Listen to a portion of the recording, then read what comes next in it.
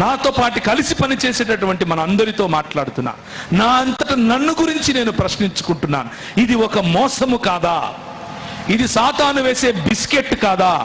ఆ బిస్కెట్కు పడిపోయి దేవుని రాజ్యమును నిర్మించాల్సినటువంటి మనము సొంత రాజ్యాలు, చిన్న చిన్న గుంపులు కట్టుకొని మనము సంతోషపడి ఇంట్లో ఆహాలు చేయట్లేదా? ఇది మొదటిగా మనము అర్థం చేసుకోవాల్సినటువంటి విషయం.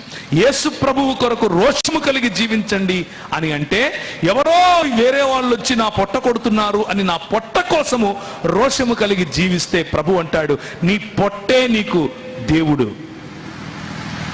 ఈరోజు మన సంఘ పరిస్థితులు ఇవే. 6వ వచనం, అక్కడ కాకోలములు ఉదయమును రొట్టెను మాంసమును అస్తమయమందు రొట్టెను మాంసమును అతని యొద్దకు తీసుకొని వచ్చి చుండెను.